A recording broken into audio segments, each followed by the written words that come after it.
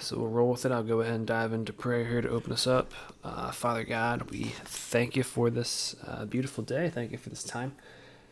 Thank you for, your beautiful creation, all that you're doing, and for this platform that we're able to speak on. I speak life and blessing over anybody that tunes in, anybody listening. I pray that you would unlock new wonders in their life, that you would reveal new and fresh things to them.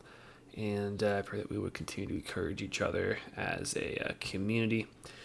And we just praise you for life, and ask that you would guide and direct this conversation today, Father. In your name. So, Naftali, how you doing this morning, man? I'll go ahead and open with a general disclaimer that this is not financial advice. This is for entertainment purposes only, but Naftali, just want to check in on you, see if there's any topic that you want to discuss today, because I don't have too much in my head to go over today, so might be a good one to see if anything's on your heart that you want to chat about, or if not, we'll find something to discuss. I'm doing outstanding, brother. Had a good week. How about yourself? Yeah, it was pretty chill, man. It was pretty chill. Got a lot going on in our personal lives, so didn't have too much time to really dive too deep into what's happening in the world. But nonetheless, it was good. Got some beautiful weather last couple of days, so it's been great to just chill outside and sunbathe for a little bit. Much needed.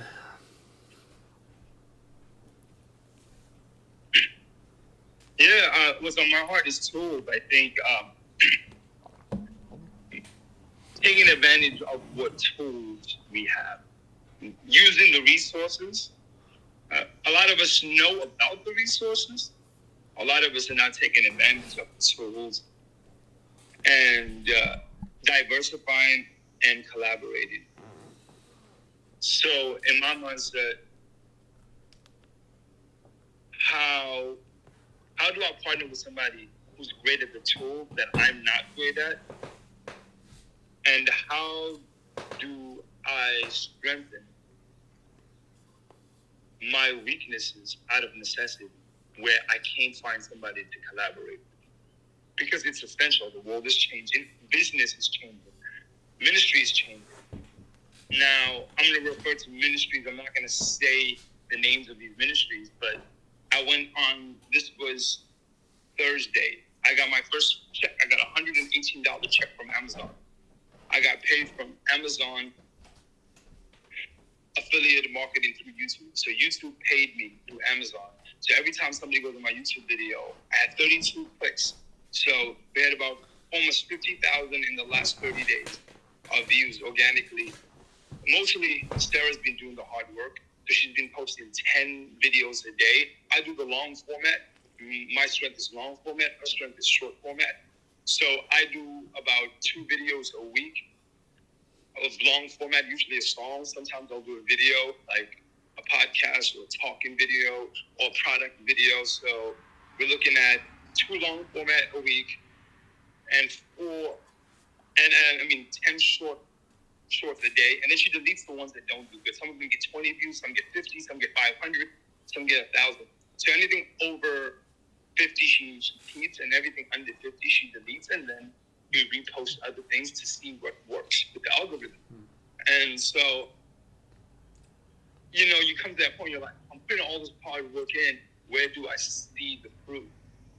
And Sarah sends me a picture. She says, look, we just got $118 from our affiliation. We had 11 products. We had 32 clicks. So 32 people went into our bios, clicked on our Amazon link, whether it was a camera we use, whether it's Sarah's cookbook, whether it's another tool, people clicking on that Amazon link. Now, I know a guy who didn't actually get too much views. He probably got in the hundreds, not in the millions, but in the hundreds. He made $28,000 from one video. He makes a lot of money from each video because he does content reviews. And so he makes a pretty good income from just Amazon. So we're looking, he posts probably 3-4 times a week. He's probably making anywhere from probably 1,000 just on Amazon through YouTube, because there's a partnership program from YouTube and Amazon. And there's other companies that you can partner with. You can directly partner with Sweetwater. It's probably harder to partner with a big company like Sweetwater, or a company like the Guitar Center, or a company like some of these other companies, or even the direct companies like Sony or Canon or Behringer. You can get affiliated marketing through them. That's probably a harder process.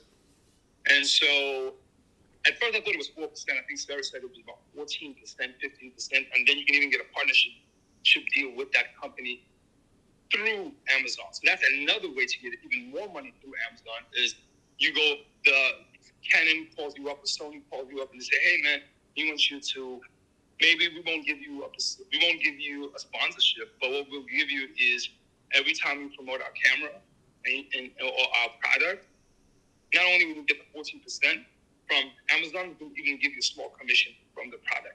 And so that adds up. That might be 20, 30% of the product, and you're looking at a $2,000, $3,000, $4,000 product.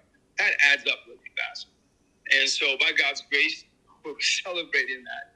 And that's what shows us the tools. And there's guys who don't need that money who are using the same process. There's billionaires that use this process. They are using the tools, and they're making $20 million a year that they probably never touch. They either probably give it to their staff as in payment to pay their media staff. They create jobs.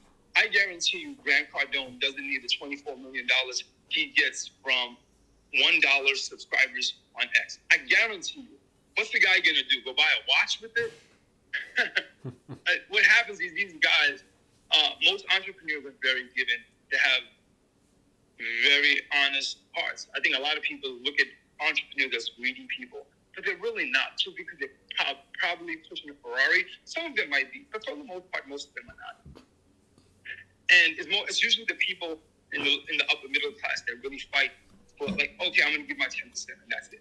I'm going to give my 10% to charity or my 10% to my church and that's it. A lot of the wealthy people are like, man, I'm a billionaire. I lack for nothing. So what's this $24 million going to do? I'm just going to throw it back into YouTube and throw it back into Instagram, throw it back into X. I'm going to employ my 4 X employees, people that's just doing X all day, not working for X, working for their company, whether it's real estate, whether it's tech. Elon Musk owns X, but he probably has a bunch of employees at Tesla just sitting down at a computer doing X. They're getting paid to do media and do what they love. Some people are extroverts and they love to work on social media.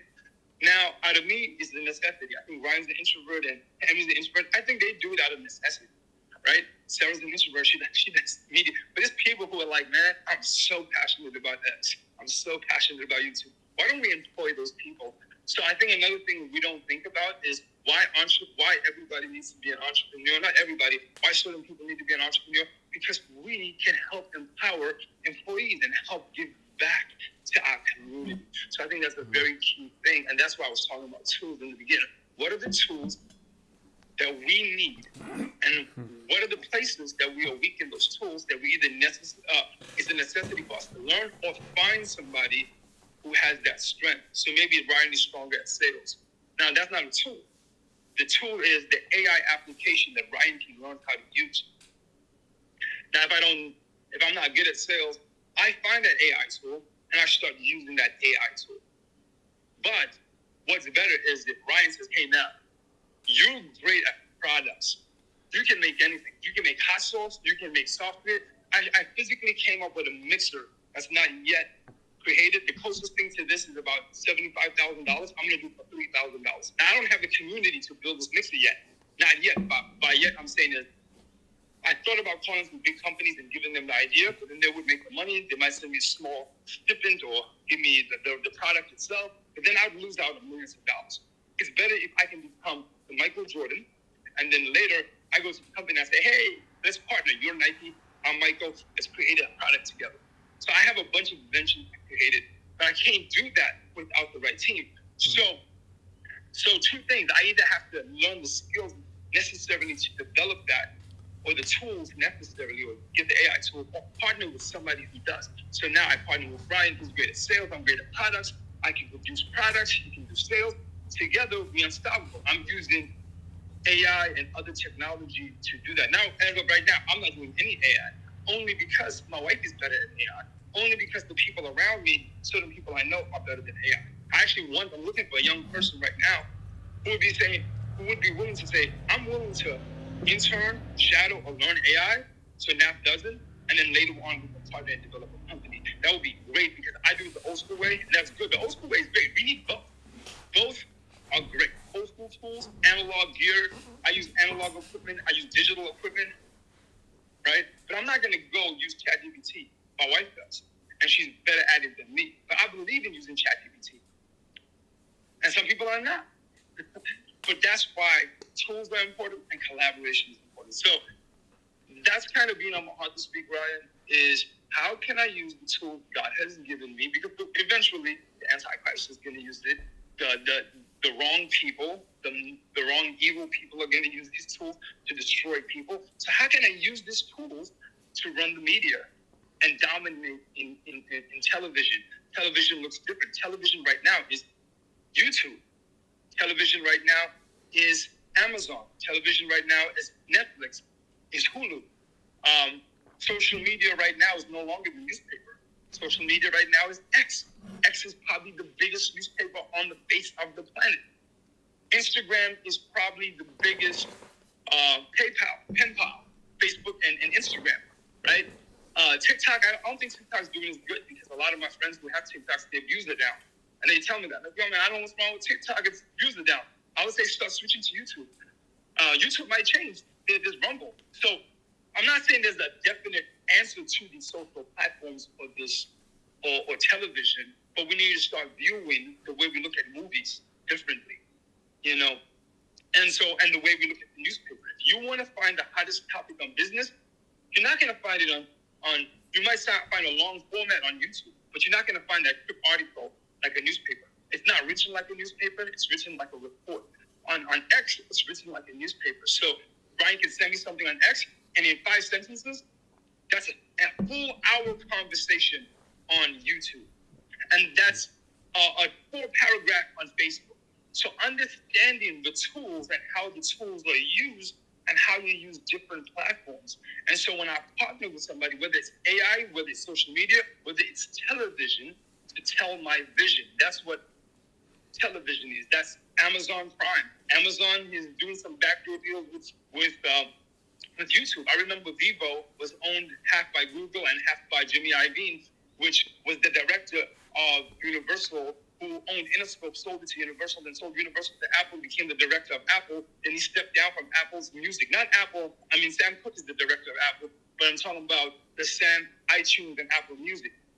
If people don't know this, years back, Jimmy Iovine was the director, and every company that he sells, he becomes the leader of. It's very, very weird. But I respect it. He's a very brilliant businessman.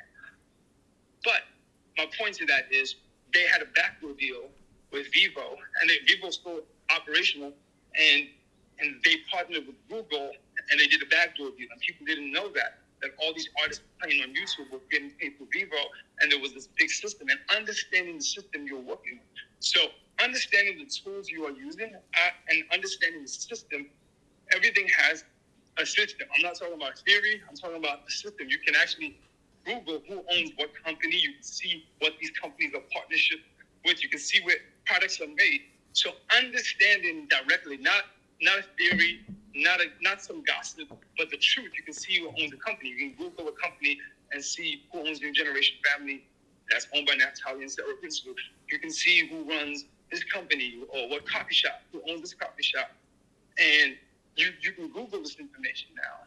And a lot of these people, like you go on X, it says the CEO of this company, a financial advisor, real estate developer. You can find out what these people are doing, what's their companies, and you can see who they are. And so I think we're living in some exciting times, Ryan. How can we use, one, the tools, and how can we collaborate in today's world?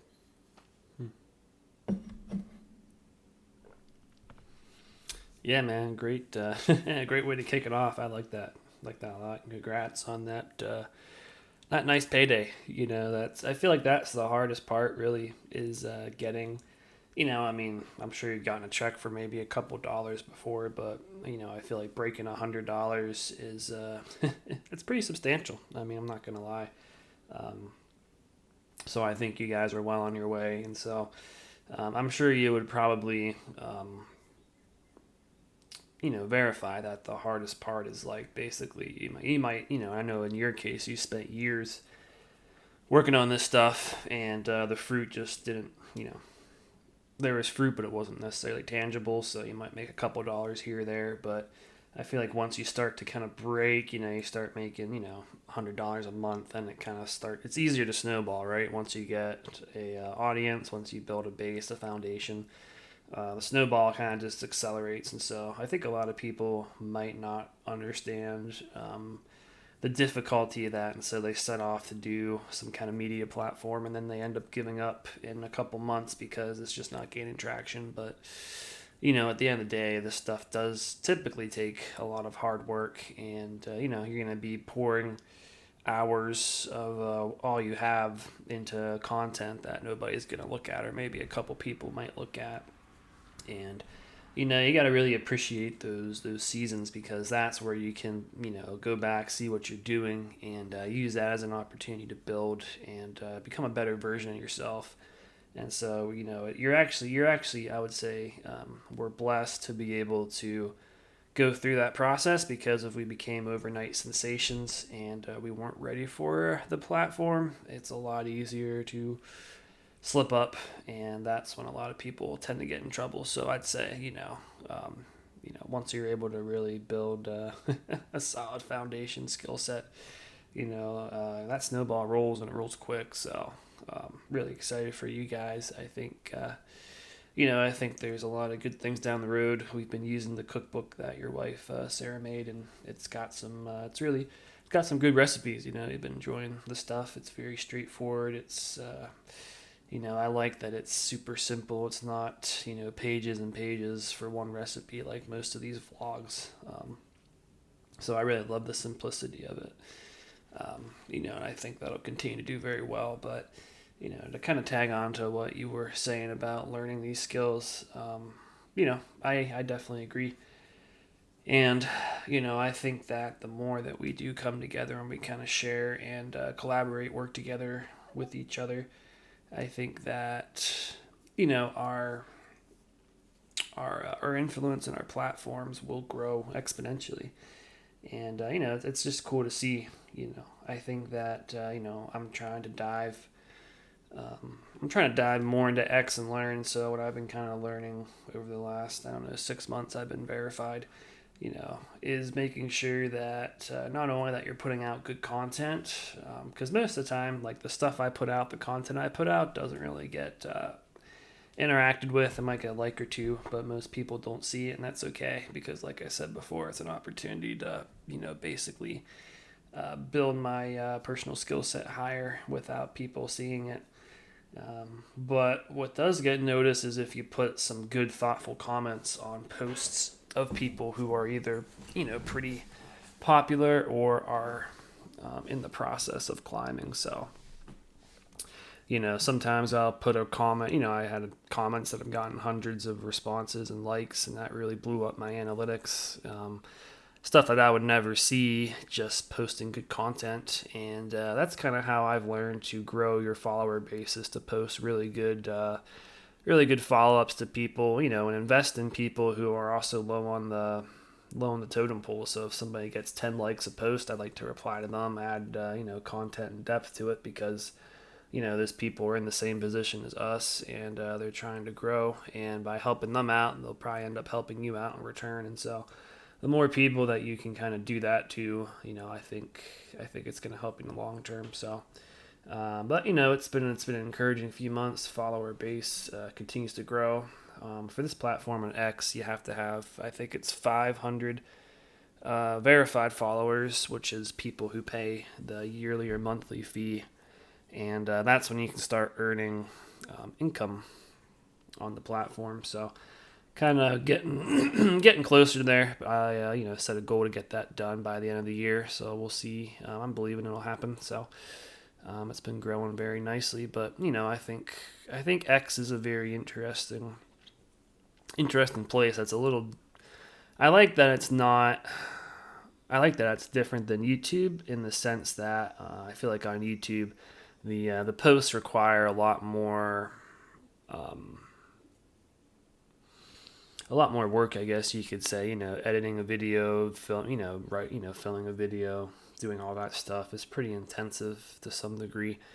But on X, if you have a good thought and you could put it to paper, you could write a paragraph, and hundreds of thousands of people can interact with it, and it can change lives. So it might take you 5 minutes of brainstorming, and then you write a really good post, and then it could basically make you money. Whereas YouTube, obviously, it's a lot more, I would say, work intensive, but also I would say that the revenue potential is probably higher because there's less people putting in the work, and so if you get some good videos, I think your revenue numbers are going to be higher. So that's some really good content there, and I'm excited to see more and more people kind of diving into it. And I think that as a community, I mean, obviously our families are trying to pursue this, but I don't really know anybody else that's actually putting out much effort into building any kind of social media platforms for income. I hear a lot of people kind of talk about it, say how they think it'd be a good idea, but they don't really take any action. And so there's definitely a lot more consumers, people that watch content versus put it out. And I think that, to me, it's just amazing that we live in a world where you can literally live anywhere and, have an income stream. And so another part of the reason why I'm trying to get somewhere on these platforms is because if you get to a place where you're generating regular income, it basically frees you to move wherever, do whatever you want, and so you're not tied down to a location or a job. You can literally just, if you feel like moving to somewhere like Japan for 6 months, you could just up and go or move there full time.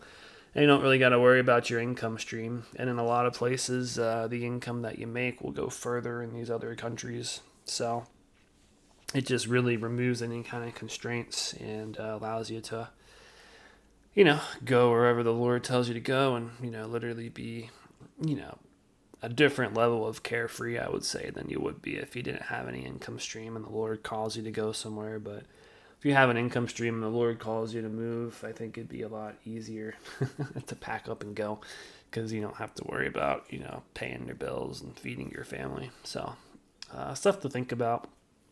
And I will say that, today, I think today is obviously the easiest, or not necessarily the easiest, but the best time to make money on these platforms. And I think it's only going to get better. Like, I think they're only going to continue to grow. The money flowing in is going to continue to grow. And, we'll see a lot of fruits of that if we continue to push in. But there's a lot of people, I would say, pushing in. I'd be curious to see how many Christians are pushing in. It seems like a lot of worldly people are the ones putting in most of the work. But yeah, I'm excited. I did read something about 2 weeks ago that kind of shifted the way I dive into, the content I do. But, if you are a content creator or looking to be a content creator, I would recommend, basically writing down a list of important things that you could do either daily or schedule them out through the week that basically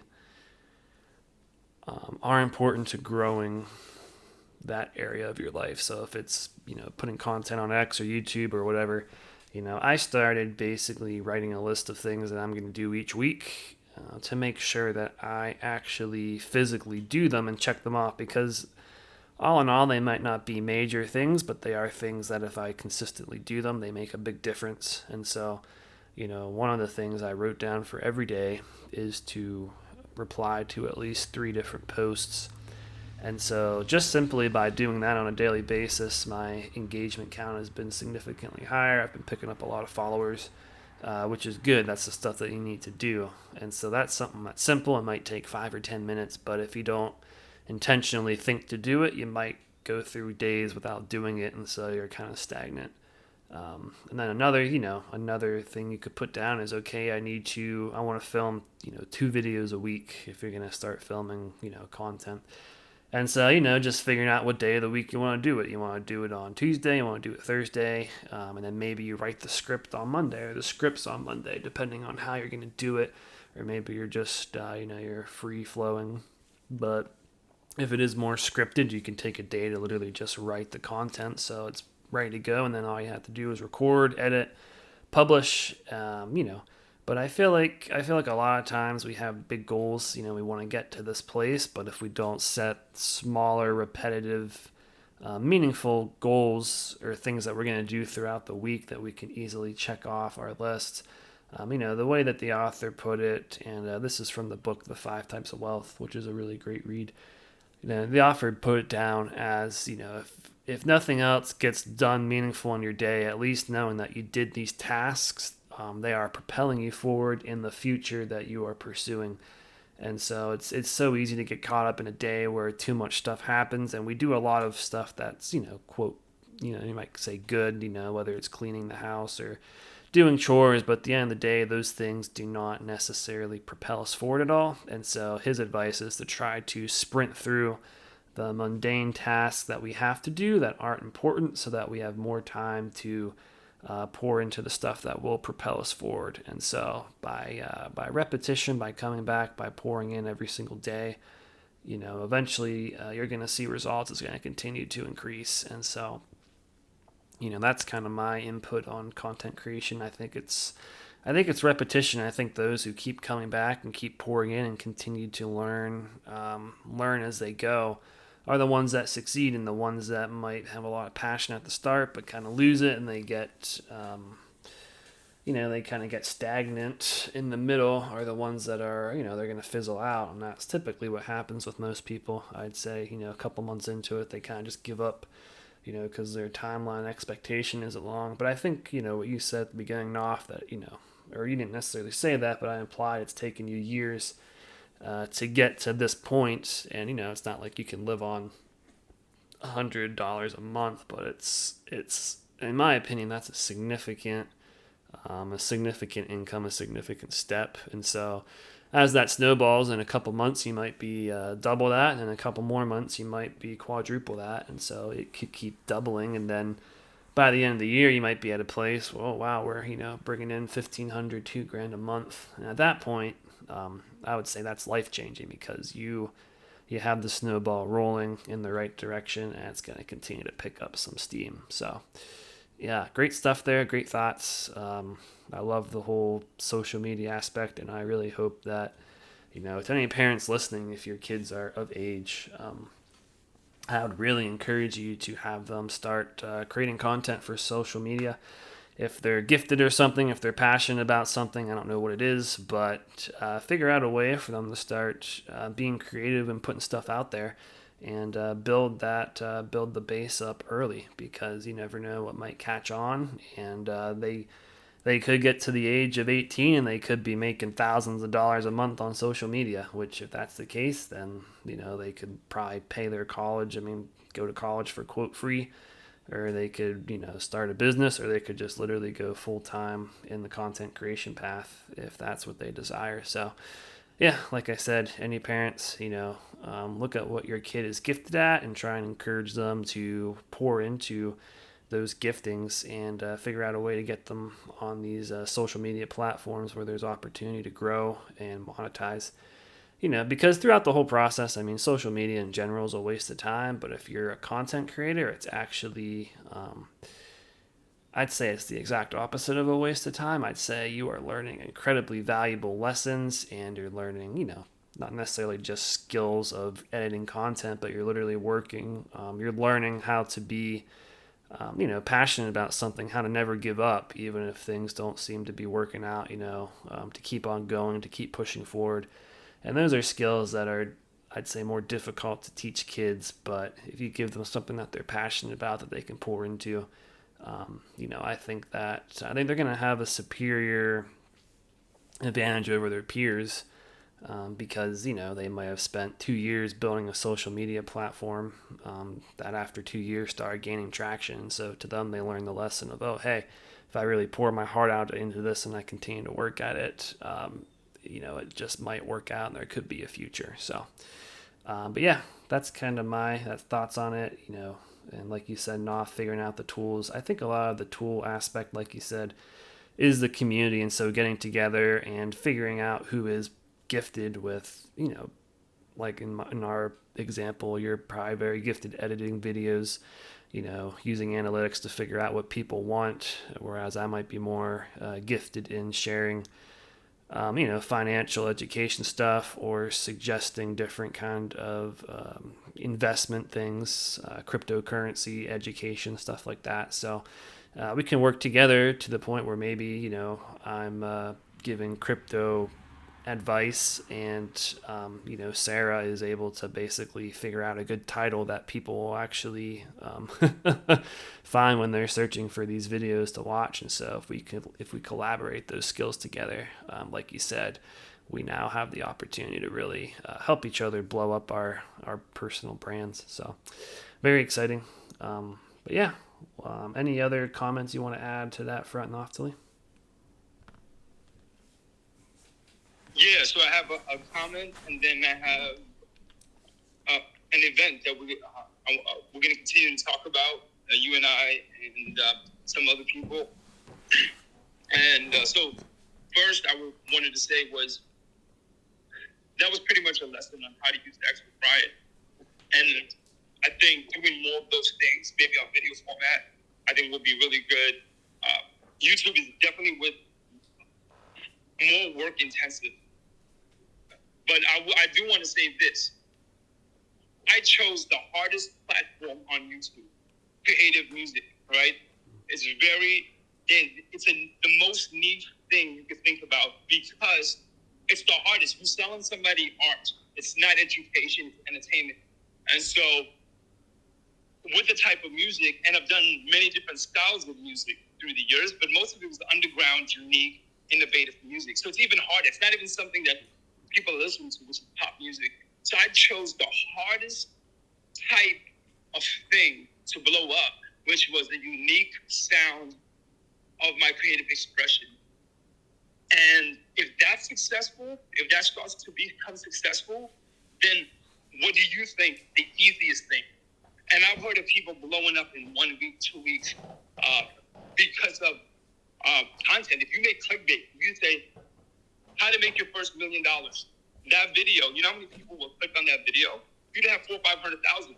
How many people will say, hey, what mic is he using? If you use a $20 mic, and you can make just from Amazon affiliation from 300,000-400,000 that kind of money. And same thing with 100,000. I watched a video that had almost 1 million views that had, I think the person said they made so much money from that video, how to make your first 100K. And they said, I think they had like almost 800,000, 700 and something thousand views. And they were new to YouTube. So I think it's not just YouTube. This is X. This is every platform, but understanding how to use them together. For example, with X, YouTube is a television. X is a social media platform, and so is Instagram. And this is how you use X and Instagram. You post your video on YouTube, and you post it on X, and you post it on Instagram, but your turnaround, see, the people are more attached to you visually on YouTube and audio on YouTube, but they're not engaged. They don't feel like you're a friend. They feel like you're a fan. They like you. When I watch a YouTube video, that's how I think. But if I go on Instagram, which I don't even go on Instagram that much, I go because I have to. But if I go on Instagram, I'm going to go and engage, send that person a message. So let's just say I like listening to Ryan. I watch Ryan on YouTube, and maybe watch him on X, maybe watch him on Instagram. But when I'm watching him, I have a different emotion from when I want to connect with him. And he says, hey, connect with me. I want to teach you. This is not financial advice, but I want to teach you how to become wealthy. And let's just say you want to say, hey, man, if you want to advise me, how much would that be? And so you want to connect with him and say, hey, Ryan, DM him. Hey, Ryan, how you doing? Man, I know you're busy. I know you don't have the time, but, man, I'm really trying to make it as an entrepreneur. Can you give me some advice? Let's meet for coffee. You can't do that on YouTube. And so understanding you can't do that on Amazon. Ryan can have his videos on how crypto works on Amazon. A lot of people have Bitcoin videos, so many Bitcoin videos on Amazon, and you have to pay to watch it. And so people pay to watch this stuff. And so understanding the platforms and how to use it as an entrepreneur, not as a consumer. If you are looking at Amazon from a consumer point of view, you have to change your mindset. if you're looking at YouTube or Rumble, all these video platforms, you have to understand how your audience works, the psychology of the audience, because this is every business. I was going through ministry videos. Every ministry video, they might only have one service, and even the service is limited. I'm talking about Christian. I'm looking at some of the biggest, I'm not going to say their names, the biggest YouTube channels. And these people are making money from Amazon affiliations. So the first thing is give, donate. Second one is give to the building fund. Third one is go online, become a member, and you have to pay for that. And we give you 75 sermons for free.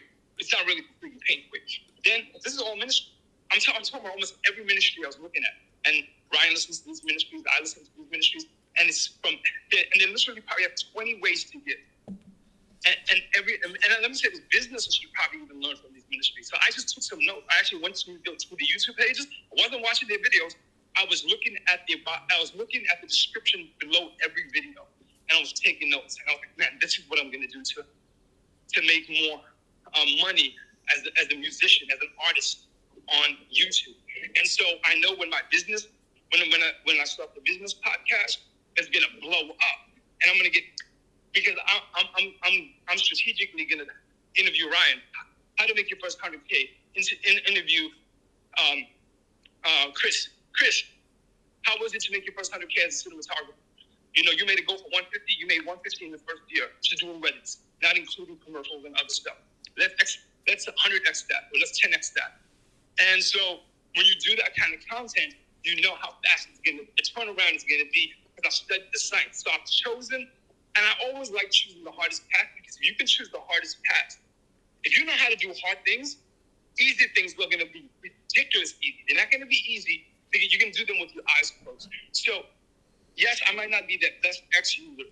I might not be the best Instagram user, but Ryan is, but Sarah is. And so what I'm going to do is, I'm great at content and editing. I'm going to mix the two, because I need somebody to invest in me. And my investors are going to come from X and Instagram. My fans are going to come from YouTube. So understanding the psychology and how it's working, that one funds the other one. Grant Cardone has free content on YouTube, but people pay $12 million, people pay almost $20 million a year to Grant Cardone on X to be part of his X community for $1. And he doesn't care. He's a billionaire. He doesn't care about that money. The point is, he knows if he gave that content for free away on X, people are not going to value it. So his fans on YouTube, and his super fans, and not super fans, I don't want to name it, his personal friends, his friends on Facebook and X and Instagram. That's why it's called friends and Facebook. YouTube doesn't use the terminology friends. Netflix doesn't use. So think of Netflix. Netflix is YouTube. YouTube is Amazon Prime. Hulu is Amazon Prime. Start viewing social media very differently. X is my newspaper. 70-year-olds no longer read newspapers. They read X. They don't go on, YouTube doesn't have an X. Amazon Prime, they don't go to Amazon Prime to read the newspaper, but they watch the news now. Fox News is on Amazon. ESPN is on if you want to watch ESPN, you go to YouTube. On your big 80-inch TV, you pull up YouTube. My mother watches the news on YouTube. She doesn't even go. She has 300 something channels for free through LG TV. LG TV offers 300 channels for free. Fox, CNN, all of the above. But she doesn't watch none of them. So I even said, Mom, why are you not using this? You get it for free. She's like, I don't need to. I got YouTube. So my mom doesn't have any social media, but she has YouTube. So I think knowing how to use the tools necessary to complement what we're doing. So Brian gave you free game for free how to use X. Threads are so important. And I'm going to start using threads more, because those are my YouTube idea videos. So when people watch me on YouTube, I have to start sending them to my X. And that's something I don't have on my YouTube videos. I don't have my Instagram, and I don't have my X. And I know better. I know this for 7 years. Before it was X, it was Twitter. I knew this. But because I don't like something doesn't mean it's bad. It might be the best thing for me. I know that my fans are going to say, thank you for writing that song. You know, thank you for, on Instagram. Somebody's like, hey, they got 80,000 views. Your music is unique on Instagram. one of the biggest Arab DJs says your music is unique and awesome. I got a fan who's a top DJ in the Middle East, says he loves my music on Instagram. On YouTube, he wouldn't be able to do that. And so he might comment, but that's a comment. There's no engagement in the comment. It's just a comment. Your music's amazing. Okay, but that's different from a DM. That's different from somebody in X saying, Ryan, thank you. There's a difference. And that person who says thank you to Ryan, most likely is the customer. Whether they like it or not, whether they give them something free, we just gave them a free transaction, it's time. It costs Ryan some time. So even if it's free, that transaction, it's free. So that's what I wanted to say. So I think we should do probably a class on X, a class on YouTube eventually. I think that's going to be very important. I love the way Ryan articulated X. And there's a way to articulate YouTube, which is even a little bit more time consuming. But they all work together. It's a business to me. If it was up to me, I'd be in a cabin in the woods chilling with my kids, having no Wi-Fi. But we live in a different age where we have to use these tools to make money. Every ministry is doing this. I think the ministries are doing this better than any business can. Any business can. I go through their YouTube videos. I don't even watch their videos. I'm looking at their content. I'm looking at the description below, how they're making money. And not only that, you can comment on YouTube and send them $10 on a comment. If you go on YouTube, you can comment somebody $100. I was watching this prophet, $100, $200, $10, $1, $5, $100, $200. These prophets are making money. These prophets are making money out of. I mean, they're probably making a couple $1,000s just from tech, just from comments. They're making probably a couple $1,000 just from somebody liking their comments. God told me a vision of the rapture. God showed me the vision of the end times. And these guys are doing videos and whatever. And they're making $2,000, $3,000 without even clicking on their Amazon link. They're making money. And yeah, this is crazy. And so business people like Ryan should be doing that. Business people like me should be doing that, because you know what's going to happen is when somebody comments $100 to us, $400 to us, all of a sudden that funds, we're going to put it back into the business, invest it. So I know I talked for a long time, but one quick thing, Ryan, this is what we're talking about. I spoke to some business people. Speaking of Ryan, we want to do a business conference this year. And this is how we're going to articulate the business conference. This is going to benefit the audience. So we're going to do, 2 years ago, we did it for free. Only 6 people showed up. This year, we're going to charge $100, but we're not making any money. The money is going, one, food and hosting the event. Second, the rest of the money is going to go to a fund. What this fund is going to, it depends how much money we make, but let's just say we have 10 people. 10 people, that's $1,000. For food, it's going to probably cost $900 to $1,000, but we'll probably say $500 to food. $500 we'll take to, and we'll give one person, I don't believe in luck, but let's just say one lucky person will get that, whoever does a presentation and have the best business plan, or has a business that is struggling and they want to do a better job at that business. We want to help them, and we want to help the children of God and Christians really thrive in business. And so what we're going to do is help them by giving them this free gift to either continue their business or to start a new business. So what we're going to do is, if we get 50 people, see, the more people we get, and it's not the lottery, because the lottery is 1 out of every 50 million people, right? This is literally, you have a strong chance of winning. And I mean, you might get some good business owners who don't need the money that come. But there's probably somebody there that's going to need the money to start up this business. So let's give you an example.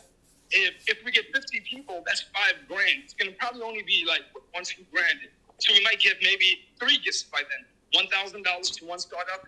Maybe have a second person, somebody who already has a business that is struggling, give them $1,000 for marketing, and X, X takes money, YouTube takes money, Instagram takes money. And so giving them money to start up their Instagram, maybe get a video camera, maybe get a microphone, maybe go buy some chocolate to make pretzels, whatever they need for their company. Maybe go start buying some coffee bags. And so if they want to start a coffee business at home, sell coffee worldwide to help orphans in South Africa. So whatever they want to do, we're going to help empower them. And so it's technically a free conference. We're not calling it a free conference because we're going to charge them so they can value what we give them, what Ryan gives them, what I give them, what the other speakers give them. So we're speaking to a certain company, and they're going to come along with us, and we're going to probably do an online stream. If you want to do online, it's going to be $50 because you're not going to you're not going to eat food. You're going to do $50. And another thing too, is going to connect with systems. Maybe you're terrible at X, and you find somebody who's good at YouTube. Maybe you're great at X, but you're terrible at YouTube, but you're great at YouTube. You're terrible at whatever your strengths and weaknesses. It's going to be a great opportunity to collaborate with people. So we want to possibly do this in the fall, late summer, early fall. We can do it here at the first level on campus. Second of all, we'll probably do it 2 to 3 times a year the next year, because I think this is going to be a great opportunity. And eventually, maybe we can pay the speakers, because some of these people are going to be traveling 10 hours, 15 hours. Speaking to a friend of mine in Atlanta, and actually I spoke to him about 6 weeks ago, and he said he was interested. I said, man, you should maybe come in the summer, And I said, 2 years ago we did a business conference. And so me and Ryan have talked about, Ryan's doing a meetup here. Not right now, his wife is about to give birth at any moment. But in the next month or two, or whenever he's ready, we'll relaunch that. He can do it here, he can do that at his coffee shop or other locations. And what we're going to do is try to connect the community together, bring the community, and let's invest in that. So we'll take that money, and Ryan's not using that money. I'm not using the money, but Ryan's going to judge. Ryan's going to be like, nah, I think this company is a great potential. Let's invest in this. Let's take 5 people. Let's take the 5 judges, and let's pick the 1 out of the 10 people, or if we get 50 people, maybe 3 out of the 50 people, or 4 out of the 50 people, and let's throw back into their business so they can relaunch and start. And there's no age required for this conference. You can be 12 years old, it's $100. If you 20 years old, it's going to be $100. And I think it's a great way just to invest in somebody's life and give back. But what do you think, Ryan? Yeah, man, count me in. That's exciting.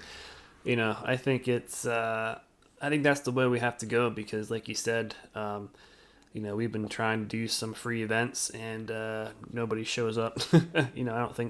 I think there's a lot less people who value free than they used to.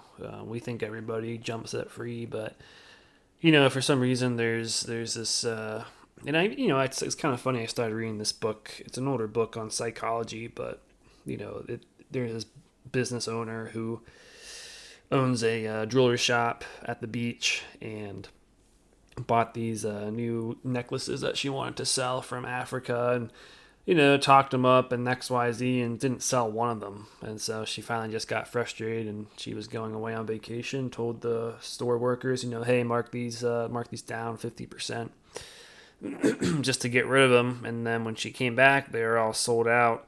But to her surprise, the workers misheard her, and instead of marking them down 50%, they actually doubled the price, and then they all sold out.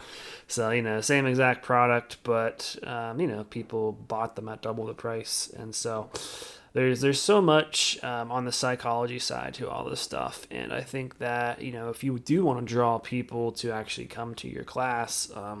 I think people who have a business who are serious, maybe they just see free and they figure it's just garbage information. But, you start charging them money. I think we'll actually see a greater response, which is another lesson in itself. Like, sometimes it's better to charge money because, I think we've kind of beat the free horse to death maybe. And so people are looking to actually invest and, find good knowledge. So I think it's going to be a really great time. I think, I hope a lot of people come with ideas. I know a handful of people who recently started business. I mean, we both have a friend who just got the paperwork together, and they started a auto shop garage up towards you. And, he worked on my car, and, it was encouraging because he was just going to replace brakes and rotors, and they actually ended up spending some time, and they literally knocked a ton of rust off of our car because it was apparently pretty rough rust-wise. So they knocked a couple pounds of rust off the bottom of our car, and didn't even, charge us, which is great. And, I think they should have probably charged it. But, most auto shops you take it to, they'll just replace the thing that they're getting paid to do, and they're not going to tell you, oh, hey, by the way, there's a ton of rust on your car. It's a problem. And so companies like that where they're going to actually look out for the customer, I think there's a lot of potential there. People are looking for that. And I think there's a lot of local business owners who are, I feel like they're at that point where they are really primed to grow. I mean, my dad owns a construction company, and I'm telling you, it's crazy the amount of work that he's turning away. When at the same time, turning away because it's either, he just doesn't want to mess with it because it's a little difficult. He has just so much opportunity that he's at a place where he can do that.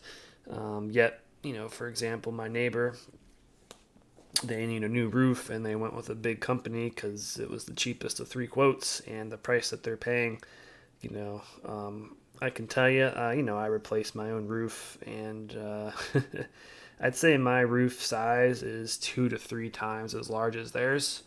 And the cost and materials that I paid for mine, given this was 4 years ago, 3 or 4 years ago, the cost and materials that I paid to replace my roof was it was probably around half of what they're paying for their new roof. So, like I said, my roof is 2 to 3 times larger than theirs, and they're paying twice as much as I paid.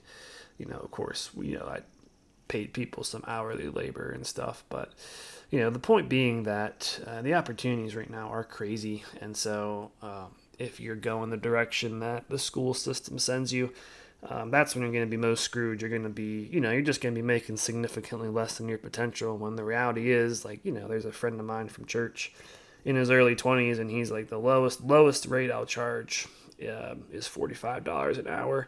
He does electrical work, he does contract work, remodels bathrooms and stuff. But I know a lot of people that have college degrees, and I can tell you that an overwhelming majority of them are not making anywhere close to that. No, 40, $45 an hour. And I think of business owners like that, and I think even of my dad, and I think, man, if we could if you expand and you start training young people who are willing and eager to learn, the opportunity to really, like, basically grow and expand to areas outside this area. When you have a crew, you can hire them, pay them super good money. If you're a kid coming out of high school, oh, hey, how about $25 an hour?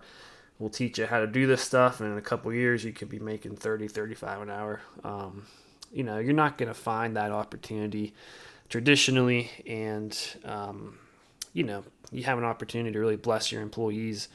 And the problem is, there's just the big corporations are starting to gobble up more and more work, which is crazy to me, particularly in the construction industry. You look at companies like Anderson Window Replacement, they'll charge you $1,500 per window, typically, at least, sometimes $2,000. Their quality is very subpar. I actually had a friend who got his entire house replaced, 30 grand, dropped 30 grand on new windows from one of these companies.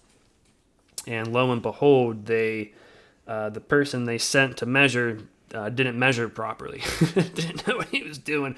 So they ordered the windows. Every single window was about like an inch and a half too small, and they still installed them though. They just basically shimmed them up. They caulked. I mean, it looked really bad, but my friend that got windows knows what he's doing, and he read into the material, and he's like, okay, like, the manufacturer literally says you can't have more than like a half inch, quarter inch of shim caulking around the windows, because that'll kill their insulation rating. And so he literally had to sue this company to get his $30,000 back. And they literally, he paid another local contractor to eventually rip out all the windows and custom order them properly and reinstall them. So I say that because I'm trying to say that, like, people are paying a super premium price for a product that is subpar, and the quality that you're getting to install the product is also subpar. So, if you can literally learn how to install windows and doors, like, you can make $1,000 a job. It might take you one day, and you can still undercut the competition, which is big companies from out of the area. A lot of people are not willing to go on a roof and work on a roof, but man, I tell you, if you're willing to learn how to roof, the amount of money you can make, you could do a small roof in a day with a couple guys. And like my neighbor's roof, they the price he's paying, you could probably quote him $1,000, $1,500 less than he's going to pay. And I'd say your material cost, you subtract that, you subtract, $25, $30 an hour for labor. You can walk away from that job making between $2,000 and $4,000 in one day if you're the owner. And so obviously, if you want, you could pay your guys a bonus or whatever and still make a couple thousand. But we're talking about making thousands of dollars in a day, and that's what these companies are essentially doing. So I think that we really got to encourage people, especially young people, like just get out of the whole corporate America, get out of the traditional school system, like find a avenue, find a business, find a niche that you're interested in. And like one more example in this particular industry, like my dad just replaced cabinets for a couple in town. I want to say that they got custom built cabinets from a local guy who's been doing it for probably 30 years. I think they paid $9,000 for these cabinets. And when they went to Lowe's, they got a quote, like their lower end cabinet quote was like $14,000. And so they actually went to my dad and they said, hey, like, do you think these custom cabinets are okay? Like the price is so much cheaper. And my dad kind of laughed at him. He's like, you realize that literally the cabinets that this guy who's been making them for 30 years are going to be higher quality than the most premium cabinets that Lowe's sells, which would probably be twice as much money as these. Like, it's almost like embarrassing, but like they don't understand that now, like they're actually paying more money for lower quality and they think that they're getting higher quality, but they're actually getting super poor quality stuff. And so there's just such a crazy niche, and if you understand that, uh, heat pumps, mini splits.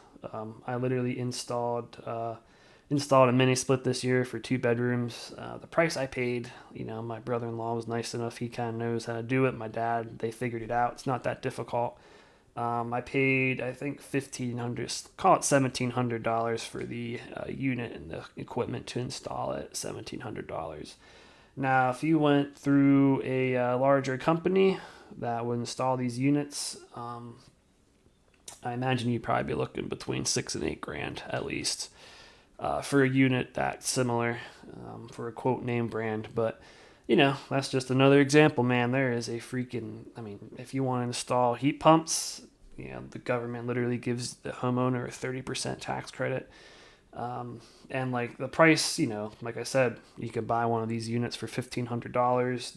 The homeowner gets 30% of that back, so it's basically $1,000. If you go to a job site and you say, yeah, I'll install this for $3,500, you can make, $1,500 in 1 or 2 days of work. And so the customer's happy because they're saving money compared to the big guys. You're happy because you're making a ton of money. So everybody wins, but it's just a matter of there's not enough people who are taking the risk and understanding the opportunities that are in front of them.